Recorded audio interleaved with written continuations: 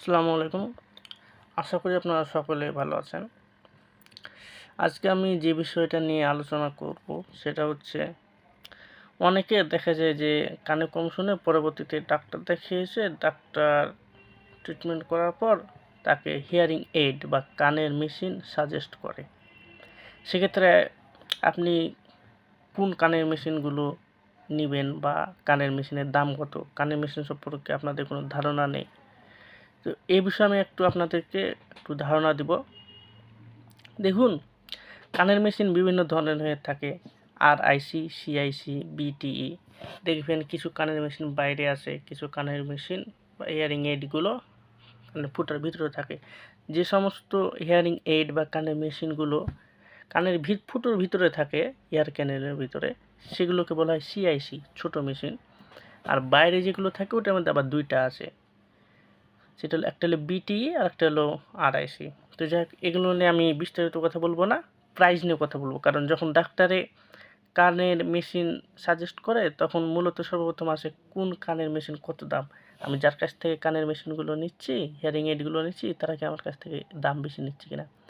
দেখুন, ফেসবুকে, অনলাইনে অনেক বিজ্ঞাপন আসে 4,000 টাকা 5,000 টাকাতে ভালো কানের মেশিন পাওয়া যায়। এগুলো কিন্তু সত্যিকার অর্থে সেগুলো কানের মেশিন না। ওগুলো আমার পরামর্শ না নেওয়াই ভালো। কারণ ওই সমস্ত কানের মেশিন বা আগে ইউজ করতে ওই যে বোটে তার ঝুলানো থাকে, এগুলো মাইকের মতন হয়তো বা কয়েক মাস বা বছর খানিকের মতো শোনায় দেবে, তারপর কিন্তু ওগুলো আর কান নষ্ট করে দেবে। এক কথায় ওই সমস্ত মেশিনগুলো কান নষ্ট করে দেয়, ওগুলো না নেওয়া ভালো। নিলে একটু ভালো কোয়ালিটিগুলো নিতে হবে, রিচার্জেবল বা ডিজিটাল। রিচার্জেবল বা ব্যাটারি নেন সমস্যা নাই, রিচার্জেবল দাম বেশি হয়ে থাকে। আপনি ডিজিটাল হিয়ারিং এইড নেওয়ার চেষ্টা করবেন সবসময়, যেগুলো প্রোগ্রামেবল, কম্পিউটারের মাধ্যমে প্রোগ্রাম করা হয়। মানে এক একজনের হিয়ারিং লস এক এক রকম আঁকাবাঁকা থাকে। তো ডিজিটাল হিয়ারিং এইডগুলো কী হয়, কম্পিউটারের মাধ্যমে হিয়ারিং লস বেঁধে ওগুলো প্রোগ্রাম করে দেওয়া হয়, যার কারণে যে ফ্রিকোয়েন্সিটা যতটুকু প্রয়োজন কানে ততটুকু দেওয়া হয়, যার কারণে পেশেন্ট অস্বস্তি ফিল করে না।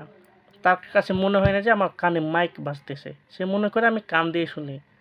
আর সেমি ডিজিটালও আছে সব অল্প মূল্যে, কিন্তু সেগুলো প্রায় দেওয়া যায়। কিন্তু এই যে বডি এইড বা এমপ্লিফায়ার এই জাতীয় মেশিন 4-5 হাজার টাকা দামের, এগুলো আপনার যদি সামর্থ্য থাকে আপনি ডিজিটাল নেবেন বা সেমি ডিজিটাল নেবেন, সমস্যা নেই। কিন্তু এই বডি এইড এমপ্লিফায়ার যেগুলো এই যে 3-4 হাজার টাকা দাম, তারপরে এই যে মাইকের মতন ঝুলানো থাকে তার, এগুলো নেন না, এগুলো কান নষ্ট করে দেয়। সামর্থ্য থাকলে ডিজিটালটা নেওয়ার চেষ্টা করবে সব।